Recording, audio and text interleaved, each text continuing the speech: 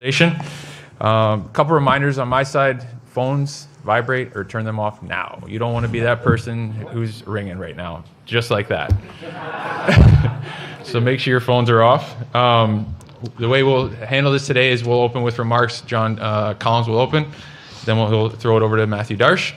After that, there'll be a Q&A. I'll have microphones, so please raise your hand, and I'll bring a microphone. The staff will bring a microphone over to you so you can be heard by everyone. So with that, turn it over to John Collins. Thank you. Thanks for everyone coming. While we would always prefer to host an Islanders game in late May, as opposed to an Islanders press conference, we have a lot of confidence that at some point in the near future, Islander fans will be coming to UBS Arena to watch Islander games this time of the year. There is a championship legacy here. Thank you, Butch. I know Butch Goring is here. Thank you, Butch. There's a championship legacy here that needs to move forward, and we believe strongly that Mathieu Darche understands how to make that happen.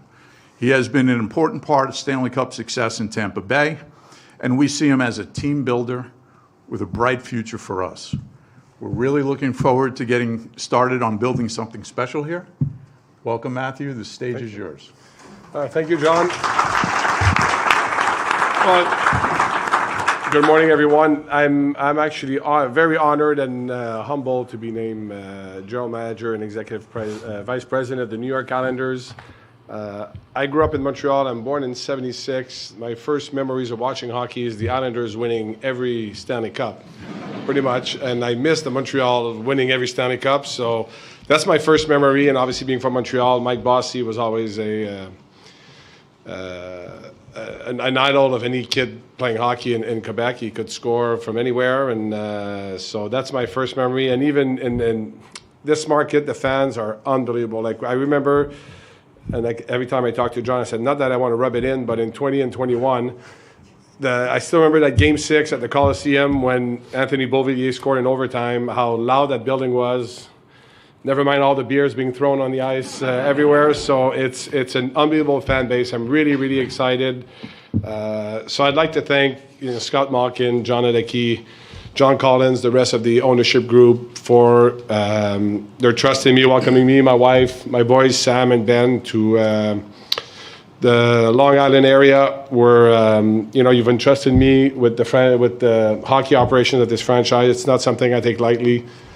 Every day my focus will be to improve the New York Islanders and make us a winning organization. I want this team to be perennial playoff team once you get in the playoffs and to go for the Stanley Cup. That's the goal. It's not always a straight line, but every single day, every decision I will make will be not for Mathieu Darche, not for anybody else, but the best thing for the New York Islanders. So I'm really excited about that. Before going forward, I also want to thank the Tampa Bay Lightning, obviously Jeff Vinik, Steve Griggs, the CEO, and obviously Julien Brisebois, who is the one that brought me in, 6 years ago. And he gave me all those responsibilities in Tampa and, got me ready for this opportunity. So I'm really, really excited to be here. And I've met a lot of people the last few days. I don't remember everybody's name. Eventually it will come, but I'm really, really excited to be here. And again, thank you, and it's an honor to be here. It's going to be great. Okay, we'll open with some questions here. Hands up for questions. We'll start with Andrew Gross, Newsday. Hey, Mathieu and John, congrats. First of all, welcome. I guess the big question everyone wants to get answered is, what is your timeline for evaluation here on Patrick Waugh, his staff, and making some of the changes that, not necessarily with Patrick, but, putting your stamp on this organization? Well, first of all, Patrick will be our coach next season. We will make some changing in the coaching staff, and we want to thank John McLean and Tommy Albaline. We'll be making a change in the assistant coaches. And like I said, I got here. Obviously, every team you watch, the other teams, we're always evaluating players, staff. I just got here. I'm still trying to find where the bathrooms are. So I'll keep. That's what's going to be my focus this summer. I could say I probably talked to every single player already. I might have missed one. Sometimes with in Europe, it's tougher to get in touch with. I've met our captain Anders Lee a couple times. Sat down with him, had breakfast with him. I've had dinner with other players, and I've talked to everyone. So it's still part of the evaluation, and we'll move forward. It's an exciting time with the first pick coming. But Patrick will be our coach next season. And John called you a team builder. What is your philosophy? This is, obviously the first team that you're fully building, as the GM. What is your philosophy in terms of team building? How does maybe your style mesh with Patrick Roy's coaching style? What do you want to see on the ice from the Islanders? I want to see a fast-paced team. And by saying fast-paced it doesn't mean we're playing offense, because you can't win if you don't defend. But playing defensive and defending are two different things. We want to attack. There's nothing worse. I've been around for 6 years now, and I've played for 12.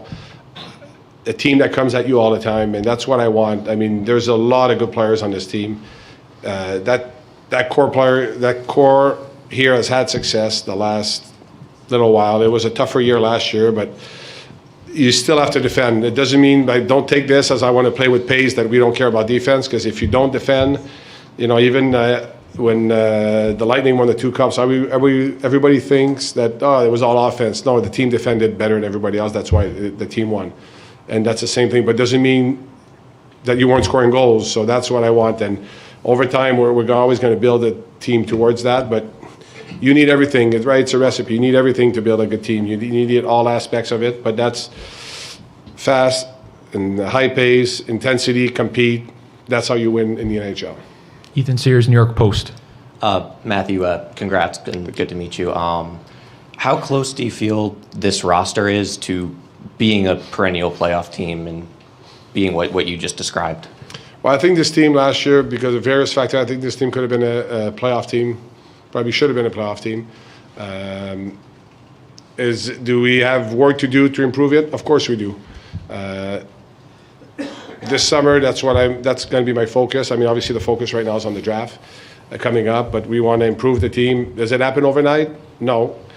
But even when you're number one in the NHL, you're trying to improve your team. Every single day, you're making decisions to increase the odds of your team winning the Stanley Cup, and that's what I'm going to do every day. So as far as timeline, in hockey, sometimes you have players that play a lot better than you expected. You have others, or even prospects that, it takes maybe longer, so you have to be able to adjust. You have a plan. We have a plan to increase the team, to improve the team, but it's going to happen over time also. But I don't think this team is a team that can't make the playoffs. I think this team can make the playoffs. And have you made any decisions yet on changes in Bridgeport or in the front office, things like that? Well, in Bridgeport, yes, we will have a brand new coaching staff in Bridgeport next year. I've informed Rick Kowalski, and again, I thank him. It's I'm a new person coming in. I want a new staff moving us forward. So yes, there will be changes in the coaching staff in Bridgeport. Arthur Staple, The Athletic. Matthew, how you doing?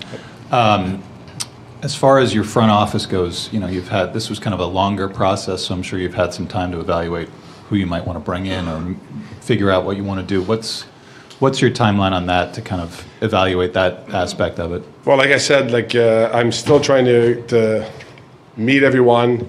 My focus since I got named was to sit down with Patrick.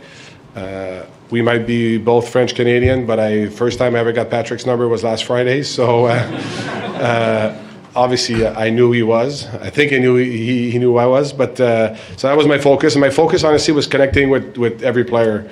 I believe in that communication aspect with the players, and I can say I've spoken to almost every player, maybe one or two that I haven't been able to reach.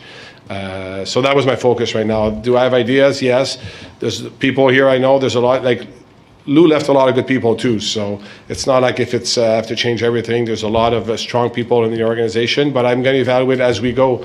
Like I said, right now my focus was to communicate with the players. Then we have obviously the combine next week and the draft coming. But as we progress, I'll be going through all of that. And if I feel there's a need somewhere that I can bring someone that can help us, that's what I will do. Russell Macias, New York Hockey Now. Just, first off, congratulations. But just in this process when you're coming in and everything's happening so fast, what did you learn from Tampa Bay where everything's happening fast in terms of, okay, we win the cup, now the draft's in a week, whereas here you're coming in, you have the combine this week, and then everything's going to happen fast. How do you take that and now use it in an expanded role? Well, I've obviously learned a lot. I'm proud to have worked for the Lightning. I think it's one of the top organizations in the NHL. Top to bottom, the team is really aligned from top to bottom, from the ownership to the president to the GM to the coach to the players. That's how you build a strong organization. And there's a lot of things I've learned on, obviously my role is the hockey side, but being involved in the community as far as the organization, but strictly on the hockey side is I'm trying to bring best practices, but there's a lot of good things going on here too. So it's seeing what we have here and seeing what I can bring and put it together to have a winning and an effective hockey operation department. Stefan Rosner, Hockey News. Hey Matthew, welcome. Just how important was your relationship with the AHL team in Syracuse, and what's your goals for Bridgeport? And also, do you plan on having a post-draft camp for the prospects? Well, if you look at my stats, I spent a lot more time in the AHL than I did in the NHL, so I know the AHL very well.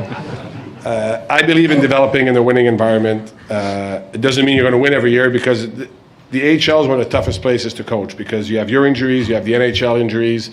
There's various factors. Teams trade draft picks. You don't have as many prospects, but I believe in developing in a winning environment. So the AHL will definitely be a focus for me, because that's your players have to be ready. Because let's face it, every team needs players called up during the year. So yes, we will have a development camp after the draft. I think it's important. That's your first touch on the player. You draft a player, you show him what it is to be a professional, because they all think the kids. They all think they're ready to play pro. When they get to the NHL, all right, that's what it means to be strong for the NHL. You know, you show them what the standards are in the gym, what the standards are in the NHL, and it's your first touch on them. And those development camp, it's not about playing scrimmages and doing practices like a season. It's about development. It's about, eventually, as we move forward, we'll want to hire skating coaches, skill coaches to work with our players at those camp in the AHL during the season with our kids that are on various teams across. Easier in North America than send guys to Europe, but player development is a huge part of developing a winning organization. Joe Pantorno, AM New York. Matthew, congratulations. To you, how important is transparency, whether it's with your players, your staff, even the fan base? Well, with the players, I've chatted with every one of them. Like, it's a communication. At the end of the day, I'm the general manager. I will make the decisions, but I like input from my staff. I want input. I don't want it to be a one-man show. I'm going to rely. And I always believe you hire strong people, let them do their job. So, because as a general manager, you can't be running the amateur department. You can't be running the pro department. You can't be running you have to put the right people in place and let them do their job. And as far as the media and the fans, I want to communicate as much as possible. And if I'm almost making a trade, will I say it? Probably not. That's the reality of it. But I'm going to be, like I told the players, every player you can ask them, I said, listen, I'm open for communication. I'm always going to be honest with you. Whether it's a hard conversation or not, I'm going to be honest. That's my way of being with people. And same thing with the media. And the fans. The fans are passionate, so they want to know everything. I get it, but I still have to do my job the best way possible. So, but I'll be as transparent as I can. And that's the way I'm gonna work. Peter Schwartz, WFAN. Hi, Matthew. Congratulations. Thank you. You've mentioned the word community a few times already. Just your thoughts from afar, coming to Long Island, what you thought about the community here, and how excited are you to, as you kind of touched on before, to get into the community and meet the fan base and everybody else on Long Island? Well, it's a passionate fan base. Like I told you, I've seen it in the playoffs. It's outstanding. There's a history with this team. My wife and I love the New York area. We're from Montreal. We used to come. It's a 5-6 hour drive. We used to come down a lot to New York.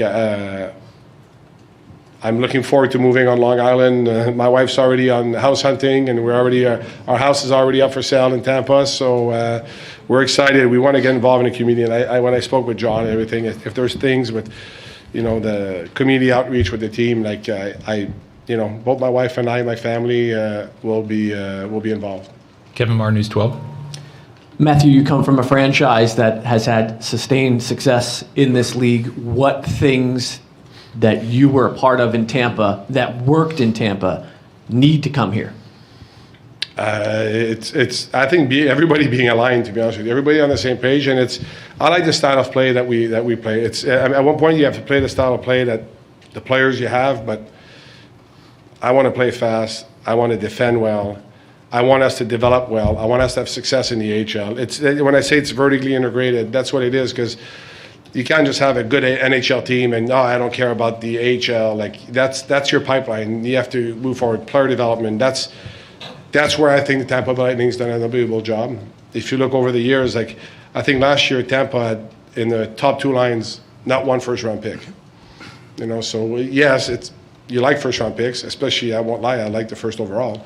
But the reality of it, you have to develop your players. You have to be, you have to work with them to help them achieve their goal. We're going to give them all the resources to develop and be good players. At the end of the day, a big part of it is on the player also. You can give them all the resources so that's why you want character people. High character people tend to overachieve. So we're going to give them the resources. At the end of the day, they have to use them to become better hockey players, and that's how we're going to develop the team. Neil Best, Newsday. I just wanted to ask you a little bit more about your decision about Patrick. Sorry.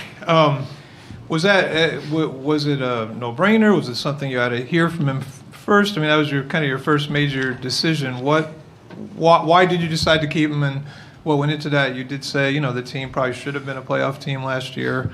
Just to give us more insight into that. Well, first of all, I think Patrick's a winner. He's had success coaching. When he came here the first year, he did have success. I didn't know Patrick. Obviously, I know a lot of people in the hockey world. I've been on the phone a lot, and I went to meet with him last weekend just to get to know him more, and I'm extremely comfortable and excited to be working with him. I know he's passionate. He works hard. And I just decided that was my decision to make changes in the coaching staff. And now Patrick and I will work together to fill the assistant coach's position. Ethan Sears, New York Post.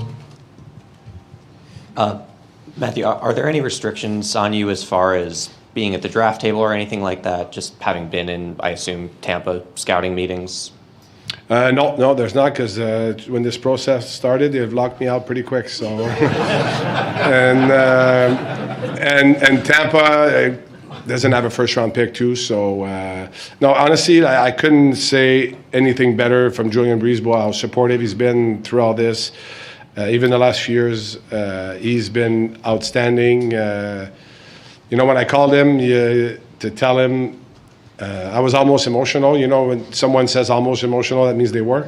So honestly, he's been extremely supportive, and he only wants the best for me, and I only want the best for the Lightning. But I told him, next time we play in a conference final, it's going to be the other way around. So, and just what is your overall approach to having the number one pick going to be? Are you open to having conversations about trading it? How do you kind of see the next month going on that end? First of all, I'm very fortunate to come in with the first overall pick. Not very often you get a job and the first thing you have to do is pick the best player in the draft. So, no, listen, I expect us to make the pick at the end of the month here, next month. You have to do your due diligence. Anybody that calls, you have to listen, but someone would really have to knock my socks off to trade that pick, because we're going to get a special player, and but I'm going to do my due diligence, but I expect us to be picking at the end of June. Andrew Gross, Newsday. Hey, John, I was just wondering, you mentioned the attributes you liked in Matthew. What made him stand out maybe over, we all saw some of the other candidates, some of them were Hall of Famers that you talked to. what attributes led you, to give Matthew his first shot as an NHL GM and maybe not go the more established route? So, I think you're seeing a lot of it right here. I think it's the total package. Matthew is, he's been considered, he's been in the mix for some of these jobs, so he's been thinking about this for a long time. I can tell you that when, the ownership group sort of talked about the qualities that we wanted inside of our organization, right, as our organization is evolving, we wanted someone who was really collaborative, but who was really a strong hockey leader and was going to build a culture that would be a fit with what the community wants from us, what our business partners want from us, and ultimately what the fans want from us, right? And obviously the first thing is winning. But I think we never considered a line. We always looked at Matthew like he was the best of the first-time candidates because he was so well prepared in terms of his playing career, which, by the way, playing 400, 500 games in the minors in addition to his NHL career, that's a passionate hockey person. I think the fact that he went from there to have a real corporate job, right? Not VP of Sales and Marketing with Delmar, one of our big partners, hopefully bigger partners now, right? That's the plan. I think that was really an interesting perspective. And then the work that he did at RDS, right? He's obviously a polished communicator. And then he got picked in, he was picked by Julian to sort of replace Julian in an organization that has had enormous success in building the culture, right? From Vinnick and then Steve Yzerman and then Todd Lewicki, and then through a transition to Julian and Steve Griggs, and still kind of keep being successful and keep pushing the envelope. And I think when we got to know and really analyze the job and the scope of responsibilities that Matthew had, he really was unique in that Julian was great to Matthew and Matthew was great to Julian. He had a broader scope of the GM's responsibilities, and I think most AGMs when you're looking at making that jump. And so for that reason, as well as, I think we all felt the more time you spend with Matthew, the more you like Matthew, right? Like it's authentic. And so for a lot of those reasons, he quickly, was there. I mean, the process was, to Neil's point, was a longer process. But I don't think that was ever doubt about whether Matthew was going to be our guy or be the right guy. I think some of that was we were, as an organization, moving on from, our hockey CEO, who's a Hall of Famer. And in any organization, not just a hockey organization, that's a good time to kind of reflect and talk about how you want to change things. So we have new partners. Oliver Harmon is here today. He's come in the last year. We had an organizational change on the business side. Nick Pizzatello, who's been with Scott and John for 10 years. He's now taken over as COO. We knew that we wanted to do more in the community. John tells us all the time there's more to do there. There's more opportunity. So I think it was a total package. And ultimately, I think we're all incredibly excited about Matthew joining us, and we're committed to making sure that we give him every resource to be successful, including a direct report into Scott Malkin. Ethan, I know you were going to ask that question. Including a direct, we all read you. Including a direct report into Scott, which I think is really important, which signifies sort of the growing relationship that he and Scott will have. And then really we all want to contribute as part of the ownership group, and that'll be part of the governance that Scott will put in among his partners. So. Go, Russ. For John first, just with the salary cap expanding the way it is rapidly over the next, however many seasons, is there excitement for you to have a new GM, to have that extra space to build the team in his vision? Well, I'll just say the first line that Matthew said to me when he, did the social media, called Delmar, called the season ticket holder. He said, "Look, I want you guys to make more money so I can spend more money." It's always a goal. And just for you, Matthew, I know you just got here, but has there been any thoughts or any even light conversation with players that are pending free agents about anything of that nature? Yes, I've been in touch. Obviously, I just got here. Like I said, my focus was to get in touch with every player. But I'm already in discussions with most of the agents on the players. We have a few players that are RFAs. We have a few players that are UFAs. And I'll work through that process in the next few weeks. Bill Ballou, Worcester Bulletin. Matt, how are you? Yeah, a long time no see. Yes. Anyway, have you been back to Worcester since your year there? One time for a hockey tournament for my son. That's it. Do you plan to be going there this year at all? At one point, usually I was doing the same thing in Tampa. Our East Coast League affiliate was in Orlando. I try to get at least to one game a year, but we'll be in touch with those guys, and it's important. That's all part of the integration, because you lose a lot of players in the AHL to injuries, to called up, so you need your East Coast Hockey League affiliate to help you in that matter also. So you think it's going to be a significant part of the whole pipeline from Worcester up to New York in one way or another? Well, for sure. I mean, anywhere, it's all part of our organization. So you need players everywhere. And, you've seen it around the league. There's some guys that come out of the East Coast Hockey League. I remember in Tampa, Yanni Gourde, I think, started in the East Coast League at one point. He played some games. And David Desharnais, who I played with in Montreal, and Yaroslav Halak. So there's guys sometimes. So why not? You listen, in Soccer, there's 32 teams now. Who knows if there's going to be more in the coming years. So you need to find your players. So he did play in Worcester. Then Tampa stole him. We'll go back to Joe Pantorno, AM New York. Matthew, understanding that this week has been a whirlwind, but have you gotten an update on Bo Horvat at all? Yes, Bo came back from the World Championship. We played outstanding. I only had rave review from the staff over there. He's got a little ankle injury, nothing serious, 4 to 6 weeks. He's already rehabbing, so there's nothing serious in that. There's no concerns whatsoever.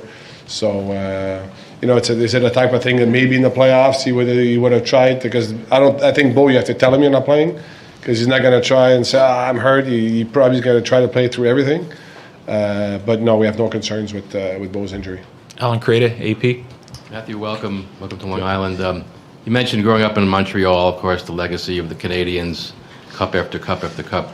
The Islanders followed the 4 cups of the late 70s with their own 4 and the 19 straight playoff series victories. What does it mean to join the organization and that dynasty legacy that is so near and dear to the hearts of Long Islanders? It's awesome, because this brand is strong around the NHL. It's a storied franchise, and like I said, I got to meet Butch Goring this morning, which I've seen him on the press box before, but I've never talked to him. And like I said, Mike Bossy, Denny Potvin, Brian Trottier, guys like that. Those are the guys I remember from when I played. But having said that, we want to create our own legacy also. We want to create our own success, because and I've seen in Montreal at one point when I played there, we're talking about the past, which is outstanding, and those guys deserve every accolade that they get, as they should.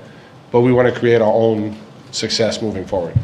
Brian Compton, NHL.com. Matt, congratulations. Thank you. This may have been asked already. I apologize. You mentioned the coaching staff in Bridgeport. Is there going to be a new staff overseeing the coaches in terms of, are you going to have a new assistant GM or anything like that? Well, that's all being evaluated. I mean, there's a lot of good people here. Right now, my focus was focusing on the coaches, because a lot of teams are looking for coaches at this time of year, so you don't want to be too late on that. But the whole structure of how we work with development in the AHL will be enhanced. Any other question? Oh, yeah. Jerry Beach. Hey, John, kind of piggyback on one of your comments before. How does this hire kind of fit into your plan to raise the profile of the team, as well as magnify the experience at UBS in an area with so many teams and so many entertainment options? Well, I think, Scott often talks about it took us 10 years to get to this point. And obviously we're sitting in the beautiful UBS arena. We got a great practice facility that was remodeled recently, and will continue to get remodeled as we move through it. I just think that there's so much opportunity for us. I haven't grown up in New York and lived on Long Island, and my kids played hockey and other sports here. We should be hockey on Long Island is a great market. And we should be that first touch point, and we should build the relationship from there. And wherever they go, if they want to be Ranger fans, or they want to be Devils fans, or they want to be Bruins fans, they can do that if they'd like. But we want to have that first relationship, and we want to keep it. I think the thing that, as an ownership group, Scott, John, Oliver, myself, Dewey Shea, who's not here today, believe is, we have the opportunity to be stewards of an incredible brand, that is really a community asset. And we know that there's more to do, that there are deeper connections to make, that we can play a much more important part. And it's not a criticism of anything that's happened in the past. We just kind of think like we're at the launch stage right now.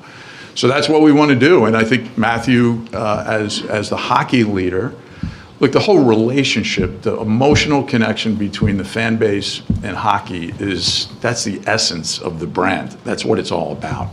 And so he is, we talk about him as a builder. We do think he's a builder. He is the guy that is going to give us the opportunity to achieve all the things that we think we can achieve in this market from a brand standpoint, from a revenue standpoint, and from just an emotional connection standpoint. So this was a really important and big hire. No pressure, though. No problem. Back to Andrew Gross Newsday. Hey, Matthew, sorry, one more. Obviously, you've been around the league, working in Tampa, but is there any more work you need to do to establish relationships and connections to the other GMs around the league now that you're GM of your own franchise here? Well, I'm very fortunate in Tampa. I was traveling with the team everywhere. I joke I spend more time with Julian than I did with my wife the last 6 years. But I've met basically every GM, and it's that every one of them has reached out to me. I haven't had time to talk to every one of them, but some of them were AGMs like me that moved up. So I have a relationship. There's actually, most of them I have some sort of relationship with, so that's not a concern for me. I'm excited to work with them. Some I've known from my playing days. Some I've known from the last few years. Even in the summer, you go to the AHL meetings in Hilton Head, and then, next thing you know, the one got promoted. So, I'm really excited to work because it's, Joanne always tells me there's only 32 of those jobs, so I'm honored to be one of the 32. Going to Rachel, NewYorkIslanders.com. Matthew, welcome and congratulations. Earlier, John touched on your business background, and of course, you chose to go into the business field after your playing days, studying it in college at McGill. Where did your passion and interest for the business field really start? But if I'm honest, when I was in college, I never thought I'd play pro hockey because I played in Canadian college. I actually played in prep school here in Connecticut for a couple of years. Went back to McGill, and that's where I met my wife. I told her, I'm not a hockey player. I'm just a student that plays hockey. Next thing you know, she followed me for 12 years. So I always said, I worked in the business world, which I thought I would do. There was a gap of 12 years of where I played hockey, the game that I love. And when I retired, I was fortunate enough. I did some work. I retired in Montreal, so being a local guy, I did some work on RDS in Montreal, which was great. And then Delmar came up to me at an event and asked to talk to me, and they offered me to come in an industry I knew nothing about in custom brokerage and freight forwarding. And next thing you know, it was an awesome opportunity. I got to travel to China, to Vietnam, to India, to Bangladesh, to Mexico City. So it was, even in the business world, you learn things that can apply to your job because you're managing people, you're managing budgets, you're managing expectation, you're managing sales goals or things like that. So it might not be sports, but you still learn managerial skills.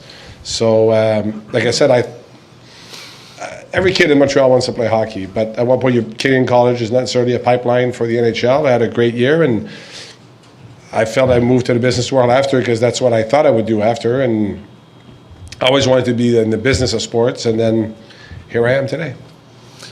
Thank you, Matthew. Thank you, John. We're going to move the table out of the way, and we're going to have a photo opportunity, and then we'll have a couple separate one-on-ones. But thank you, everyone, for coming. Exciting day, and have a great day. Thank you, everyone.